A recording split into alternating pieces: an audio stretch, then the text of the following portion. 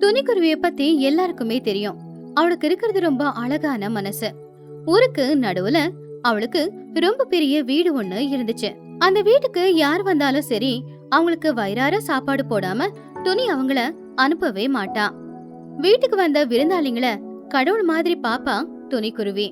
அவளுடைய பொண்ணு புஜ்ஜி குருவியையும் தன்ன மாதிரியே தான் வளர்த்திருந்தா. ஒரு நாள் துணிக்குருவியோட உறவுக்காரங்களான சிச்சு காக்காவும் சோட்டு கிளியும் போன்ல பேசிக்கிட்டு இருந்தாங்க. அப்போ சிச்சு காக்கா, ஏ சோட்டு, என்ன விஷயம்? கொஞ்ச நாளாவே கண்ணுக்கு அகப்படல. வெளியே எங்கேயாவது போயிருந்தியா? அதுக்கு சோட்டு, ஐயோ சிச்சு, நான் வீட்ல தான் இருக்கேன். வீட்டை தவிர நான் எங்க போறது? வீட்ல பசங்களை பாத்துக்கிட்டு சமைச்சு போட்டுக்கிட்டு வீட்ல தான் இருக்கேன். சமைச்சு சமைச்சு கையெல்லாம் ரொம்ப வலி எடுக்குது. யாராவது 2 நாள் சமைச்சு கொடுத்தா நல்லா இருக்கும். ஐயோ சோட்டு, என்னோட கதை கூட இதுதான். வீட்ல வேலை செஞ்சு செஞ்சு உடம்பெல்லாம் ரொம்ப வலி எடுக்குது. என்கிட்ட ஒரு ஐடியா இருக்கு. நம்ம எல்லாரும் ஒரு 2-3 நாள் ஃபேமிலியை கூட்டிக்கிட்டு வெளியே எங்கேயாவது ட்ரிப்பு போனா எப்படி இருக்கும்? ட்ரிப்புக்கா? சொந்தக்காரங்க வீட்டுக்கா? சொந்தக்காரங்க அப்படின்னு யார் இருக்காங்க? நம்ம எங்க போறது? சிச்சு காக்கா சிரிச்சுக்கிட்டே, ஐயோ பைத்தியக்காரி, எதுக்காக நம்ம வெளிய போனோம்? அதான் நம்ம முன்னாடியே பக்கரா ஒருத்தி இருக்காளே, அதான் நம்ம துணி. வீட்டுக்கு யாரு வந்தாலும் விழுந்து விழுந்து கவனிப்பா. அவ வீட்டுக்கு போய் ஒரு 2 நாள் அங்கே இருந்து நல்லா சமைச்சு சாப்பிட்டு வரலாம். நீ என்ன சொல்ற? அத கேட்டு சோட்டு சந்தோஷமா, அட நல்ல ஐடியா கொடுத்த சிச்சு. சரி, துணி வீடு நம்ம ஊர்லயே இருக்கு. அதுவும் இல்லாம ரொம்ப நல்ல பெருசா இருக்கு. சரி, இன்னைக்கே கிளம்பலாம். நான் போய் பசங்களை ரெடி பண்றேன். அப்படி ஒரு பிளான போட்டு சிச்சு காக்கா அவனுடைய குடும்பத்தோட, சோட்டு கிளி அவனுடைய குடும்பத்தோட துணியோட வீட்டுக்கு கிளம்புனாங்க. துணியோட வீட்டுல துணி புஜ்ஜி 2 பேரும் உட்காந்து பேசிக்கிட்டு இருந்தாங்க. சரியா அதே நேரம் சோட்டு சிச்சு 2 பேரும் அவங்க வீட்டு வாசல்ல வந்து நின்னாங்க. அவங்கள பார்த்த உடனே துணி புஜ்ஜி 2 பேருமே ரொம்ப சந்தோஷப்பட்டாங்க. வாங்க வாங்க, எவ்வளவு அதிர்ஷ்டம்! நீங்க 2 பேரும் என் வீட்டுக்கு வந்திருக்கீங்க. எனக்கு ரொம்ப சந்தோஷமா இருக்கு. சரி சரி, முதல்ல உள்ள வாங்க. முதல்ல உள்ள வந்து உட்காருங்க. அப்போ சிச்சு, துணி, அது ஒண்ணு இல்ல துணி, உன்னை பார்த்து ரொம்ப நாளாச்சுல. அதான் உன்னை பார்த்து உன் கூட 2 நாள் இருந்துட்டு போலான்னு வந்தோம். உனக்கு எதுவும் பிரச்சனை இல்லையே? சிச்சி, கஷ்டமா? இல்ல இல்ல, நீங்க எல்லாரும் வந்திருக்கிறது எனக்கு ரொம்பவே சந்தோஷமா இருக்கு. இது உங்க வீடு, நீங்க எப்ப வேணா வரலாம். புஜ்ஜி, ஆண்டி உங்க பேக் எல்லாம் கொண்டு போய் உள்ள ரூம்ல வச்சிருமா? ஆ சரிங்க ஆண்டி. வாங்க ஆண்டி, வந்து வீட்டுக்குள்ள உட்காருங்க. துணி, காலையில இருந்து ஒன்னும் சாப்பிடல. டிராவல் வேற பண்ணிக்கிட்டு வந்தோமா, ரொம்ப பசி எடுக்குது. என்ன இருக்கு சாப்பிட? நீங்க வர்றது எனக்கு தெரியாதுல்ல சோட்டு, அதனால நான் ஒண்ணுமே சமைக்கல. சரி, உங்களுக்கு என்னோட சமையலை விட ஸ்பெஷலான சமையலை நான் செய்யணும்ல, அதனால இன்னைக்கு உங்களுக்கு நல்ல ஃபீஸ்ட் கொடுக்கறேன். சிச்சு காக்கா சந்தோஷமா, ஃபீஸ்டா? அது என்ன ஸ்பெஷல் துணி? இந்த ஊர்ல மகி அப்படிங்கிறவங்க ஹோட்டல் வச்சிருக்காங்க. அவங்க நல்ல சூப்பரான நான்வெஜ் சமையல செய்வாங்க. உங்களுக்கு என்ன பிடிக்குமோ அந்த நான்வெஜ் சமையல ஆர்டர் பண்றேன். துணி உடனே அவனுடைய போன்ல இருந்து மகிக்கழுகுக்கு ஒரு போனை போட்டான். மகிக்கழுகுக்கு அந்த ஊர்ல ரொம்ப பெரிய ஹோட்டல் ஒண்ணு இருந்துச்சு. அப்போ துணி குருவி, மகி, நான் தான் துணி பேசுறேன். என் வீட்டுக்கு நிறைய சொந்தக்காரங்க வந்திருக்காங்க. உங்க ஹோட்டல்ல இருந்து ஸ்பெஷலான ஃபுட் ஆர்டர் பண்ணணும். ஓ துணியா? சொல்லுங்க, உங்களுக்கு என்ன ஃபுட் வேணும்னு ஆர்டர் பண்ணீங்கன்னா உங்க வீட்டுக்கே சீக்கிரமா செஞ்சு கொடுத்துடுவோம். மகி, எல்லாருக்கும் ஒரு 10 plate chicken biryani, 5 plate chicken 65, அதுக்கப்புறம் சிக்கன் லாலிபப், குழந்தைங்களுக்காக கூல் ட்ரிங்க்ஸ், ஸ்வீட்ஸ் எல்லாம் குவாலிட்டியா இருக்கணும். மகிக்கழுகு ஆச்சரியமா, 10 பிளேட் சிக்கன் பிரியாணியா? வாவ், நல்ல பெரிய ஆர்டர் தான் கொடுத்திருக்கீங்க. சரி, இன்னும் 1/2 மணி நேரத்துல ரெடி பண்ணி வீட்டுக்கு அனுப்பி வச்சிடுறேன். ஆமா, காசை எனக்கு எப்படி அனுப்பி கொடுப்பீங்க? ஐயோ மகி, காசுல எல்லாம் என்ன இருக்கு? என் ஃப்ரெண்ட்ஸ் இன்னும் என் வீட்டுல 2-3 நாளைக்கு இருப்பாங்க. அவங்க இருக்கிற வரைக்கும் இதே மாதிரி உங்களுக்கு ஆர்டரை கொடுத்துக்கிட்டு இருக்கேன். அதுக்கப்புறம் அவங்க போனதுக்கு அப்புறம் ஒரே வாட்டி பில்ல பே பண்ணிடுறேன். நான் இந்த ஊரு தானே, என்னை பத்தி தெரியும் தானே? துணி, உங்களை பத்தி எனக்கு தெரியாதா? நீங்க இந்த ஊரு தானே, எல்லாம் எழுதி வச்சுக்கிறேன், நிதானமா கொடுங்க. அப்படி ஆர்டர் பண்ண கொஞ்ச நேரத்திலேயே மணக்க மணக்க வீட்டுக்கு பிரியாணியும் வந்துருச்சு. பிரியாணி வந்த உடனேயே வந்த உறவுக்காரங்க எல்லாருமே வயிறார மனசார அந்த பிரியாணிய சாப்பிட்டாங்க. அவங்களுக்கு ரொம்ப சந்தோஷமா இருந்துச்சு. அப்படி 3 நாள் வரைக்கும் பகலா இருந்தாலும் சரி, ராத்திரியா இருந்தாலும் சரி, 3 வேளையும் மஹிகழகோட ஹோட்டல்ல பலவிதமான சாப்பாட ஆர்டர் பண்ணி அவங்க எல்லாருமே சந்தோஷமா சாப்பிட்டுக்கிட்டு இருந்தாங்க. அப்படி 3 நாள் முடிஞ்சது. 3 நாள் துணியோட வீட்டுல சந்தோஷமா இருந்துட்டு எல்லாரும் அவங்கவுங்க வீட்டுக்கு கிளம்பிட்டாங்க. இப்படி இருக்கும்போது ஒரு நாள் மதிய நேரம் துணி அவருடைய வீட்டுல உக்காந்துகிட்டு இருக்கும்போது மஹிகழகு ஒரு கணக்கு புத்தகத்தை எடுத்துட்டு அங்க வந்துச்சு. வணக்கம் துணி. சொந்தக்காரங்க எல்லாம் போயிட்டாங்க போல. 3 நாள் உங்க வீட்ல பண்டிகை கோலாகலம் இல்ல? துணி சந்தோஷமா வாங்க மகி, வந்து இப்படியே உக்காருங்க. சொந்தக்காரங்களா அவங்க நேத்தே கிளம்பி போயிட்டாங்க. அவங்களுக்கு உங்க ஹோட்டல் சமையல் ரொம்ப பிடிச்சிருக்கு, ரொம்ப விரும்பி சாப்பிட்டாங்க.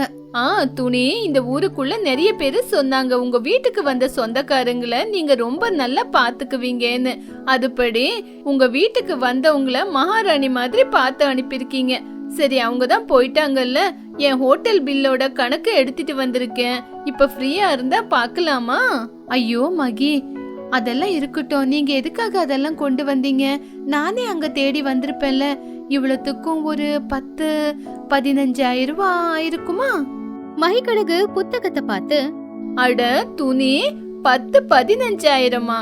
நீங்க ஆர்டர் பண்ண ஃபுட்டு சாதாரணமான ஃபுட்டா? சிக்கனு, மட்டனு, ஜூஸ், ஸ்வீட் அப்படின்னு காஸ்ட்லியான ஃபுட்டை தானே ஆர்டர் பண்ணீங்க. 3 நாளைக்கு ஹோட்டல் பில்லு 2 லட்சம் ரூபாய் ஆயிருக்கு. அதை கேட்டு துணிக்குருவி ரொம்ப ஷாக் ஆயிட்டா. அட மகி, நீங்க என்ன பேசிக்கிட்டு இருக்கீங்க? 2 லட்சமா? நீங்க என்ன விளையாடுறீங்களா? நான் சாதாரணமா ஒரு 2-3 நாளைக்கு தானே 3 டைம் ஃபுட் ஆர்டர் பண்ணேன். அதுக்கு போய் 2 லட்சம்னு சொன்னா கொஞ்சம் பார்த்து சொல்லுங்க. அப்போ புஜ்ஜி அங்க வந்து, அட ஆமா ஆண்டி, என்ன சொல்றீங்க? 2 லட்சம் ரூபாவா? 2 லட்சம் ரூபாய்க்கெல்லாம் எங்க அம்மா ஃபுட் ஆர்டர் பண்ணல. மஹிகழகு கொஞ்சம் கோவமா, துணி, நான் ஒன்னும் ஜோக் பண்ணல. அதுவும் இல்லாம பொய் கணக்கு எதுவுமே எழுதல. நான் என்னோட டைரியில எல்லாம் என்னென்ன கொடுத்தேன், என்னென்ன வாங்கி இருக்கீங்கன்னு எல்லாமே சரியா எழுதியிருக்கேன். அது மட்டும் இல்லாம அடிக்கடிக்கு உங்க பொண்ணுக்கு என்ன வேணும்னு சொல்றீங்களோ அதெல்லாம் கூட நான் அனுப்பி வச்சிருக்கேனே. பாவம் துணி கவலையா, என் பொண்ணுக்கா? இல்லையே, என் பொண்ணுக்கு நான் எந்த ஃபுட்டும் ஆர்டர் பண்ணலையே. புஜ்ஜி, எனக்கு தெரியாம நீ ஏதாவது ஃபுட் ஆர்டர் பண்ணியா? இல்லம்மா, நான் எந்த ஃபுட்டும் ஆர்டர் பண்ணல. நான் உங்க கூடயே வீட்லயே தானே இருக்கேன். இருங்க, கணக்கெல்லாம் நான் மறுபடியும் உங்களுக்கு ஒரு தடவை சொல்லிடுறேன். நான் 2-3 நாளா ஊர்லயே இருக்கல. நான் வந்த உடனே லூசி பறவை தான் என்கிட்ட எல்லா கணக்கு வழக்கையும் சொல்லிச்சு. அப்பதான் இந்த ஏதோ தப்பு நடந்திருக்கு. இருங்க, நான் லூசி கிட்ட விசாரிச்சுட்டு அதுக்கப்புறம் சொல்றேன். ஐயோ மகி, என்ன நடந்தது? எனக்கு நெஞ்சே வெடிச்சிடும் போல இருக்கு. கரெக்டா சொல்லுங்க.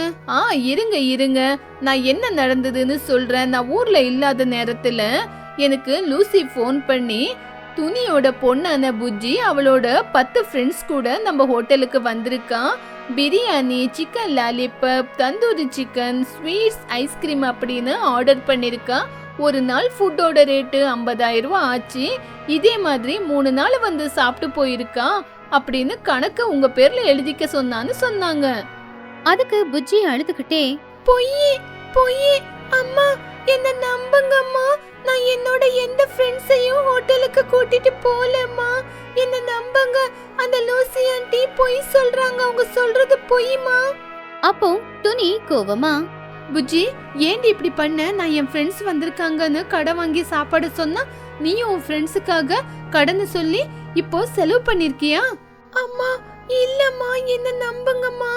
அந்த லூசி ஆண்டிக்கு நம்மள பிடிக்காதுல, அதனாலதான் நம்ம பேரை சொல்லி ஏதோ நாடகம் ஆடுறாங்கம்மா. அவங்க என்ன சொல்ற புஜ்ஜி? லூசி எதுக்காக என்கிட்ட பொய் சொல்லணும்? லூசி ரொம்ப வருஷமா என்கிட்ட தான் வேலை செஞ்சுக்கிட்டு இருக்கா. அவளுக்கு பொய் சொல்லி என்ன ஆக போகுது? இங்க பாருங்க துணி, என்னோட காசு 2 லட்சம் ரூபாவை செட்டில் பண்ணுங்க. துணி மஹிகழக பார்த்து கையெடுத்து கும்பிட்டு அழுதுகிட்டே, மகி, என் பொண்ணு புஜ்ஜி அந்த மாதிரி பொண்ணு கிடையாது. அதுவும் இல்லாம 2 லட்சம் ரூபாய் உடனே கேட்டா நான் எங்க இருந்து உங்களுக்கு எடுத்துட்டு வந்து கொடுக்கறது? அதுக்கு மஹிகழகு, என்ன பேசுறீங்க துணி? என்னோட வியாபாரம் கூட எனக்கு முக்கியம் தானே. 2 நாள்ல காசு குடுக்கறேன்னு சொல்லிட்டு இப்போ இல்லன்னா நான் என்ன பண்றது? துணி உடனே போன்ல பேங்க் அக்கவுண்ட்ல பணம் எவ்வளவு இருக்குன்னு பார்த்தா. அதுல வெறும் 1 லட்சம் ரூபாய் மட்டும் தான் இருந்துச்சு. மிச்சம் 50,000க்கு என்ன பண்றதுன்னு தெரியல.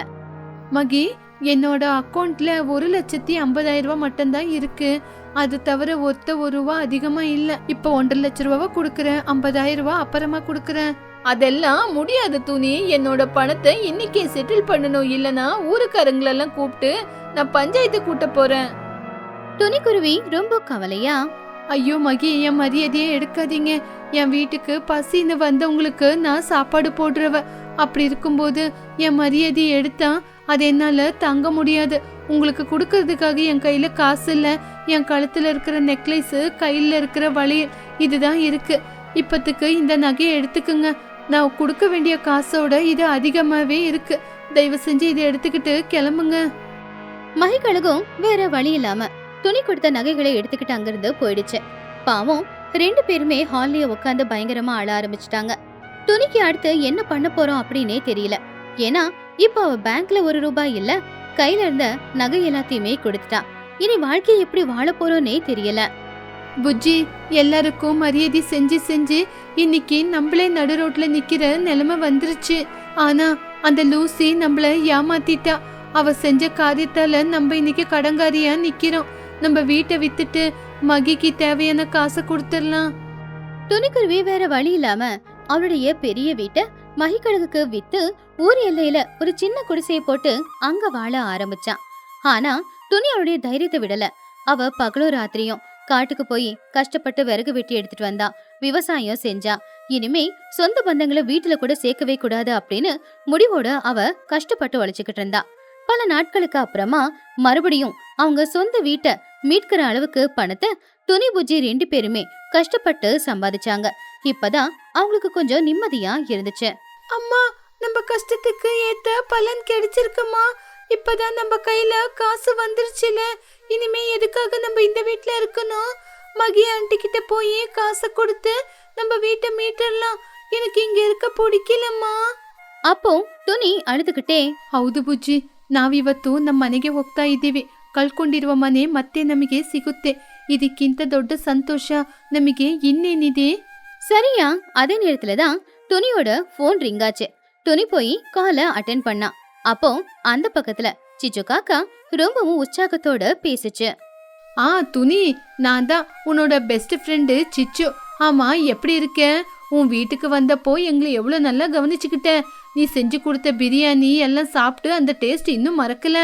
அத கேட்டு துணிக்குருவி, அப்படியா? நல்லா இருக்காங்களா எல்லாரும்? துணி, எல்லாரும் ரொம்ப நல்லா இருக்காங்க. முந்தா நேத்து உன் வீட்டுக்கு வந்தப்போ எங்க எல்லாரையும் ரொம்ப நல்லா கவனிச்சு அனுப்புனல. அந்த ருசி பத்தி, நீ எங்களை பார்த்துக்கிட்டதை பத்தி எங்க ஃப்ரெண்ட்ஸுக்கிட்ட எல்லார்கிட்டையும் சொன்னோம். அவங்க எல்லாரும் இவ்வளோ நல்லா உன் ஃப்ரெண்டு கவனிப்பாங்களா அப்படின்னு கேட்டாங்க. அவங்க கூட இந்த தடவை ஊருக்கு வராங்களாம். நாளைக்கு காலையில நானும் சோட்டு சொந்தக்காரங்க எல்லாம் வரோம் அப்படின்னு சொல்லி கால் கட் பண்ணா.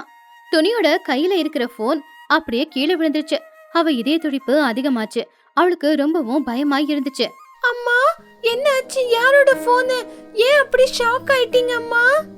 அப்போ துணி பயத்தோட, புஜ்ஜி, அந்த சிச்சு காக்கா, சோட்டு எல்லாரும் அவங்க சொந்தக்கார எல்லாம் கூட்டிக்கிட்டு நம்ம வீட்டுக்கு வரேன்னு சொல்லிக்கிட்டு இருக்காங்க. ஐயோ அம்மா, என்ன சொல்றீங்க? அவங்க எதுக்காக இப்ப வராங்க? அவங்க வந்தா நம்ம கையில இருக்கிற காசெல்லாம் செலவாயிடும். அதுக்கப்புறம் நம்ம வீட்டை மீட்கவே முடியாது. அவங்க நம்ம வீட்டுக்கு வராத மாதிரி நீங்க தான் ஏதாவது செய்யணும். துணிக்குருவிக்கு இப்ப என்ன பண்றது அப்படின்னே தெரியல. அவ குடும்ப கௌரவத்துக்காக வேற வழி இல்லாம வர சொந்தக்காரங்களை வரவேற்று அவங்களுக்கு செய்ய வேண்டியதை செய்வாளா? சிச்சு காக்கா அவளுடைய சொந்தக்காரங்க எல்லாரையும் கூட்டிக்கிட்டு துணியோட வீட்டுக்கு வருவாளா?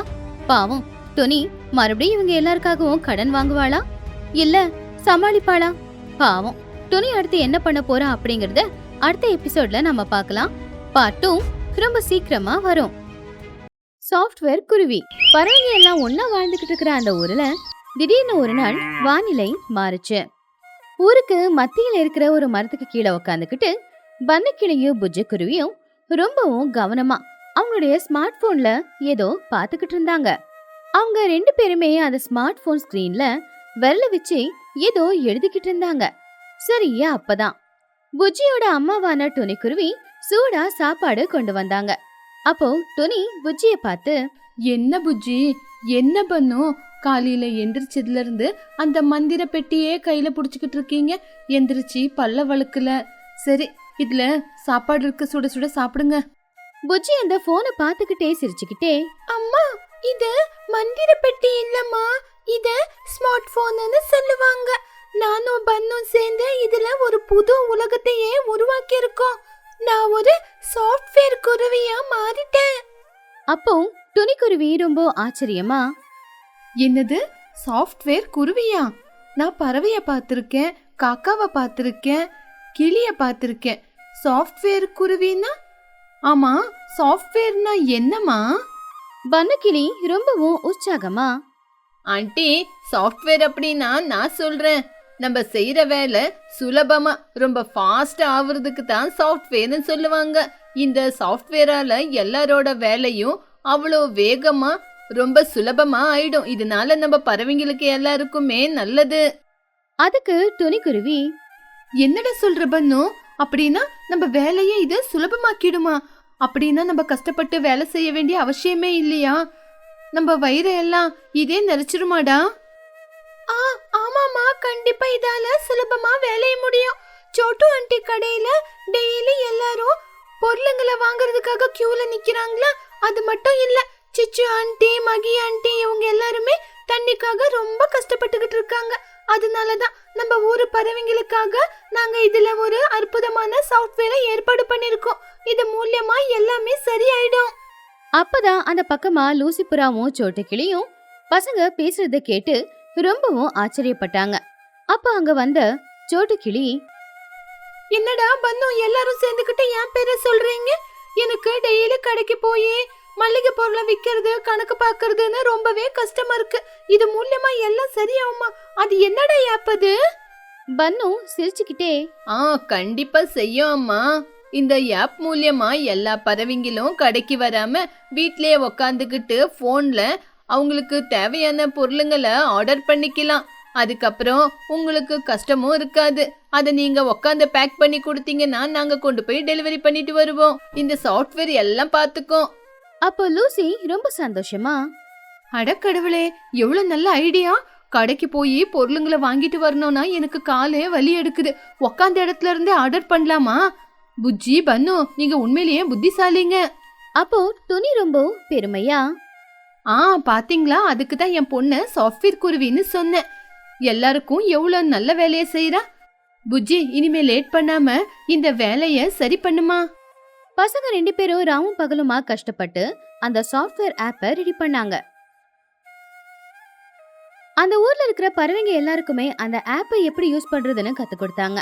சில நாட்கள்லயே பறவைங்க எல்லாருமே அந்த ஆப் தயாரான உடனே அதை யூஸ் பண்ண ஆரம்பிச்சாங்க. எல்லாரும் ஆன்லைன்லயே பொருட்களை ஆர்டர் பண்ண ஆரம்பிச்சாங்க. அதனால சோட்டுவோட கடையில இப்ப ரஷ் நிறையவே இருந்துச்சு. வாவ், இந்த புஜ்ஜி பன்னு எவ்வளவு புத்திசாலியானவங்க.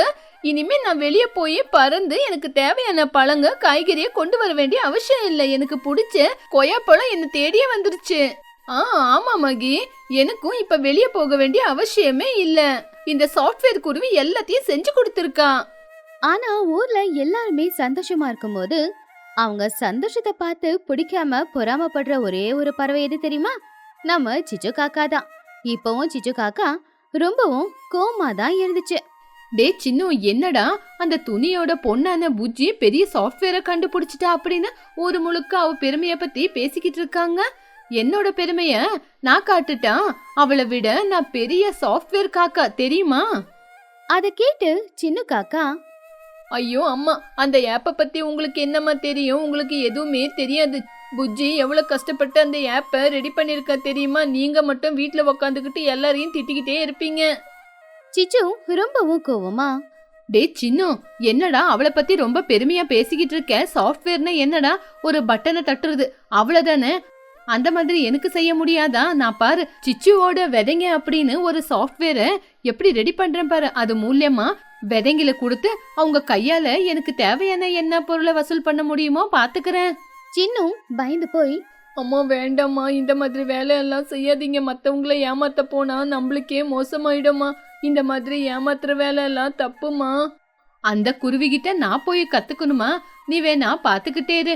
அவளோட சாஃப்ட்வேரை கீழே விழுக வச்சு என்னோட சாஃப்ட்வேரை எல்லாரும் நம்புற மாதிரி நான் கண்டிப்பா செய்வேன்.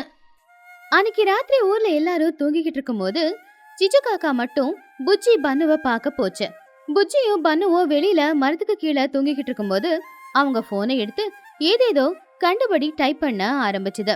அப்போ சிச்சு காக்கா மனசுக்குள்ள, இங்க பாரு புஜ்ஜி, உன்னோட சாஃப்ட்வேர்ல நான் பெரிய புழுவையே ஏத்தி விடுறேன் பாரு. உன் பாஷையில சொல்ல போனா வைரஸ் கீரஸ்ன்னு சொல்லுவீங்களே. உங்களோட ஆர்டர்ஸ் எல்லாம் மாத்தி மாத்தி தலைகீழாயி போச்சு. சிச்சு காக்கா அந்த ஆப்ல இருந்த ஆர்டர்ஸையும் அட்ரஸையும் மாத்திடுச்சு. மஹியோட ஆர்டரை வந்துட்டு லூசிக்கும், லூசியோட ஆர்டரை வந்து குஹுக்கும், இப்படி எல்லாத்தையுமே மாத்தி விட்டுருச்சு. மாத்தி விட்டுட்டு ஏதோ தெரியாத மாதிரி அங்கிருந்து போயிடுச்சு. அடுத்த நாள் காலையில சோட்டுக்கிளியோட கடைக்கிட்ட பெரிய பிரச்சனை நடந்துகிட்டு இருந்துச்சு. ஏன்னா தப்பா ஆர்டர் ரிசீவ் ஆனதுனால எல்லாருமே சோட்டுவோட கடைக்கு முன்னாடி வந்து நின்னாங்க. சோட்டு, நீ என்ன வேலை செஞ்சு வச்சிருக்க? ஆர்டர் எல்லாம் தலைகீழியா மாத்தி வச்சிருக்க. நான் உனக்கு ஆர்டர் பண்ணது இனிப்பா இருக்கிற கொய்யாப்பழம், ஆனா நீ எனக்கு கொடுத்தது பச்சை மிளகா. தொண்டை எல்லாம் எரியுது. அப்போ லூசி, ஆமா சோட்டு, நான் என் பசங்களுக்காக கஞ்சிய ஸ்மூத்தா கேட்டா நீ என்னவோ கட்டியா இருக்கிற அவளை கொடுத்து அமிச்சிருக்க. அது மட்டுமா, விலை 100 ரூபா இருந்தது, இப்ப விலை 500 ரூபா ஆகி போயிருக்கு. அப்போ குஹு, ஆமா ஆமா, நான் ஏதோ ஒரு பொருள் ஆர்டர் பண்ணா எனக்கு வேற ஆர்டர் வருது. தலைகீழையும் எல்லாம் மாத்தி வச்சிருக்கீங்களா? இந்த ஆப்பே நல்லா இல்ல. அப்போ சோட்டுக்கிளி ரொம்ப பதட்டமா, ஐயோ கடவுளே, ஆர்டர் எல்லாம் அந்த பக்கம் இந்த பக்கம் மாறி போயிருக்கு. பில்லு கூட 1க்கு 2 ஏதேதோ காட்டிக்கிட்டு இருக்கு. ஐயோ, நம்மளோட புச்சி எங்க போயிட்டா? புச்சி புச்சி எங்கம்மா இருக்க? ஆர்டர் எல்லாம் மாறி போயிருக்கு, எங்க போயிட்ட? துணி, புஜ்ஜி, பன்னு 3 பேருமே சோட்டுக்கிளி கடைக்கு வந்தப்போ எல்லாருமே புஜ்ஜியை பிடிச்சி கத்த ஆரம்பிச்சிட்டாங்க. அட என்ன புஜ்ஜி, நீ ஒரு சாஃப்ட்வேர் குருவி அப்படின்னு உன்னை நம்பி வந்தா நீ என்னவோ எங்களை ஏமாத்துற. எங்களுக்கு இதனால எவ்வளவு நஷ்டம் தெரியுமா? உன்னோட சாஃப்ட்வேரும் வேண்டாம், எதுவுமே வேண்டாம், எங்களை விட்டுரு நீ. ಅದ ಕೇட்டு ತುನಿಕುರುವಿ, ಅಯ್ಯೋ ಮಗಿ ಅವ್ರೆ, ನನ್ ಮಗಳ ಬಗ್ಗೆ ಹಾಗೆಲ್ಲ ಮಾತಾಡ್ಬೇಡಿ. ಅವಳು ಯಾವತ್ತೂ ಎಲ್ರಿಗೂ ಸಹಾಯ ಮಾಡೋವಳು. ಎಲ್ಲೋ ಏನೋ ದೊಡ್ಡ ತಪ್ಪು ನಡೆದಿದೆ. புஜ்ஜி ரொம்ப அமைதியா தைரியமா, இங்க பாருங்க சோட்டு ஆண்டி, மகி ஆண்டி, எங்களால தப்பு நடக்கல. எங்களோட சிஸ்டம்ல யாரோ ஏதோ பண்ணிருக்காங்க. எல்லாருக்கும் புரியுற மாதிரி சொல்லணும்னா எங்க சிஸ்டம் யாரோ ஹேக் பண்ணிருக்காங்க. இது யாரோ எங்களை பிடிக்காதவங்க தான் செஞ்சிருக்கணும். எங்களால தப்பு நடந்திருக்கு. கண்டிப்பா யார் இத பண்ணாங்கன்னு நாங்க கண்டுபிடிக்கிறோம்.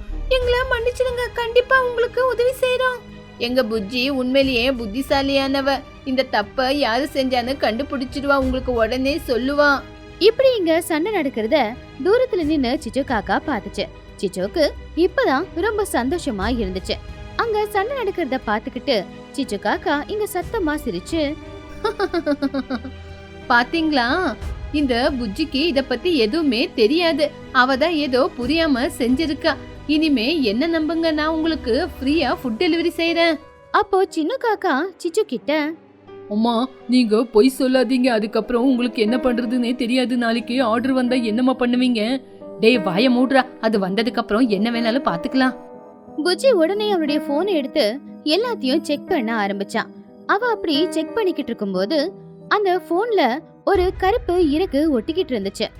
அது மட்டும் இல்ல, லாஸ்ட் அப்டேட் போன்ல எப்ப நடந்துச்சுன்னு பாக்கும்போது ராத்திரி 1 மணி அப்படின்னு காட்டிக்கிட்டு இருந்துச்சு. அத பார்த்து புஜ்ஜிக்கு ரொம்ப சந்தேகமும் வந்துச்சு. திருட மாட்டிக்கிட்டா. இந்த ஆப்ல எந்த விதமான பிரச்சனை இல்ல. நேத்து நைட்டு தான் யாரோ எங்க போனை திருடி ஆப்ப அந்த பக்கம் இந்த பக்கம் மாத்தி வச்சிருக்காங்க. இந்த சிறகு யாரோட இது? அவங்க தான் இந்த தப்ப செஞ்சது. எல்லாருமே அந்த இறக பார்த்தாங்க. அது காக்காவோடது அப்படின்னு எல்லாரும் தெரிஞ்சுக்கிட்டாங்க. உடனே தூரத்துல நின்று வேடிக்கை பார்த்துக்கிட்டு இருந்த சிச்சு காக்கா கிட்ட எல்லாரும் கோவமா வந்தாங்க. ஏ சிச்சு, இந்த சிறகு உன்னோட இதுதானே? நேத்து நைட்டு புஜ்ஜி போனுகிட்ட போய் என்ன பண்ண, உண்மை சொல்றியா இல்ல உன்னை இந்த காட்டை விட்டு வெளியே அனுப்பணுமா? அப்போ சிச்சு பயந்துகிட்டே, ஐயோ மகி, எதுக்காக என் மேல அபாண்டமா பழிய சுமத்துறீங்க? என்னோட சிறகு ரொம்ப சாஃப்டா இருக்கும். இது என்னோட இதே இல்ல. காட்டுல வேற ஏதோ காக்காது. சிச்சு அத்தை, நீங்க பொய் சொன்னாலும் சாஃப்ட்வேர் பொய் சொல்லாது. நேத்து நைட்டு 1 மணிக்கு உங்களோட ஐபி அட்ரஸ்ல இருந்து தான் எல்லாமே நடந்திருக்கு. நீங்க பொய் சொன்னாலும் சிஸ்டம் பொய் சொல்லாது. நீங்க எவ்வளவுதான் மறைச்சாலும் உண்மை தெரிஞ்சிடும். அப்போ சின்னு காக்கா, ஆமா மகி ஆண்டி, இந்த வேலையை செஞ்சது எங்க அம்மா தான். புஜ்ஜிக்கு இருக்கிற நல்ல பேரை கெடுக்கணும்னு நேத்து நைட்டு எங்க அம்மா தான் புஜ்ஜியோட போனை இப்படி பண்ணாங்க, மன்னிச்சிடுங்க. சிச்சு காக்கா வெக்கப்பட்டு தலை குனிஞ்சு நின்னுக்கிட்டு இருந்தா. எல்லாரும் அவளை திட்டிக்கிட்டு இருந்தாங்க. ஏ சிச்சு, உனக்கு புத்தி இருக்கா? பசங்க கஷ்டப்பட்டு காட்டுல இருக்கிற பறவைங்களுக்கு உதவி ஆகணும்னு பார்த்தா நீ வயிற்றுச்சல் பட்டு இந்த மாதிரி செய்தியா? உனக்கு வெக்கமா இல்லையா? ஆமா ஆமா, இவளுக்கு தகுந்த தண்டனைய கொடுத்தே அவனு. இவளால நேத்து என் பசங்க எல்லாம் பசிலேயே இருந்தாங்க. சிச்சு, சாஃப்ட்வேர் அப்படிங்கிறது மத்தவங்களுக்கு உதவி செய்யறதுக்காக இருக்கிற ஆப். நீ பண்ணது தப்பு தானே. புஜ்ஜி கிட்ட முதல்ல மன்னிப்பு கேளு. அப்போ சிச்சு அழுதுகிட்டே, புஜ்ஜி, என்ன மன்னிச்சிடுமா. உனக்கு வர வேண்டிய நல்ல பேரை கெடுக்கணும் அப்படின்னு தான் நான் இப்படி பண்ணேன். தயவு செஞ்சு என்ன மன்னிச்சிடு. இனிமே எப்பவுமே இந்த மாதிரி ஒரு தப்பு பண்ண மாட்டேன். என்ன மன்னிச்சிடுமா. அப்போ புஜ்ஜி குருவி சிச்சுவை பார்த்து, பரவாயில்ல சிச்சு ஆண்டி, நீங்க பண்ண தப்ப ஒத்துக்கிட்டு மன்னிப்பு கேட்டீங்கல்ல, அது வரைக்கும் சந்தோஷம். இருந்தாலும் சாஃப்ட்வேர்ல ஏதாவது பிரச்சனை வந்தா ஒரு சாஃப்ட்வேர் இன்ஜினியரா இருந்து அந்த பிரச்சனைக்கு பரிகாரம் செய்யறது என்னோட கடமை. அதுபடி இந்த பிரச்சனையை நானே தீர்த்து வைக்கிறேன். புஜ்ஜி உடனே அவருடைய போன் எடுத்து ஸ்பீடா அந்த கோடிங் எல்லாத்தையுமே மாத்தினா. 5 நிமிஷத்துல எல்லாருடைய ஆர்டரும் அட்ரஸும் சரியாயிடுச்சு. இப்ப எல்லாருடைய ஆர்டரும் சரியானதை பார்த்து குஹு சந்தோஷமா, வாவ் புஜ்ஜி, மறுபடியும் என்னோட போன்ல என்னோட ஆர்டர்ஸ் கரெக்டா காட்டுது. உண்மையிலேயே நீ சாஃப்ட்வேர் புஜ்ஜி. புஜ்ஜி, உண்மையிலேயே நீ புத்திசாலி. இன்னொருத்தர் செஞ்ச தப்பால உன்னை நாங்க திட்டிட்டோம். உன்னோட கூட்ஸ் சேவை எப்பவுமே எங்களுக்கு ரொம்ப முக்கியம். பசங்களா, மறுபடியும் உங்களாலதான் இன்னைக்கு எனக்கு என்னோட ஆப் வேலை செய்யுது. உங்களுக்கு நான் டெய்லி ஃப்ரீயா பழங்களை கொடுக்கறேன். அப்போ துணிக்குருவி கண்ணுல கண்ணீரோட, என் பொண்ணு கோவப்படாம பிரச்சனைய எவ்வளவு சுலபமா தீர்த்து வச்சிருக்கா. அவ உண்மையிலேயே புத்திசாலி. உண்மையிலேயே அவ சாஃப்ட்வேர் புஜ்ஜி. சிச்சு காக்காவும் புஜ்ஜி கிட்ட வந்து அந்த சாஃப்ட்வேரை எப்படி பயன்படுத்துறது அப்படின்னு கேட்டு தெரிஞ்சுக்கிட்டா. இப்போ சின்னமும் புஜ்ஜியோட டீம்ல ஜாயின் பண்ணிருந்தான். அப்படி அந்த பறவைங்களோட கிராமத்துல சாஃப்ட்வேர் குருவியான புஜ்ஜியால இப்ப எல்லாருக்குமே வேலை ரொம்ப சுலபமா இருந்துச்சு. எல்லாருடைய ஆர்டரும் வீட்ல இருந்து அவங்க பண்ணா போதும், தானாவே அது அவங்க வீட்டுக்கு டெலிவரி ஆயிடும். ஒரு ஊர்ல இருக்கிறவங்க அவங்க ஊருக்கு நல்லது பண்ண நினைப்பாங்க, ஆனா இன்னொருத்தங்க கெட்டது பண்ண நினைப்பாங்க. என்ன ஆனாலும் சரி, என்னைக்குமே கெட்டது ஜெயிக்காது, நல்லது மட்டும்தான் நிச்சயமா ஜெயிக்கும்.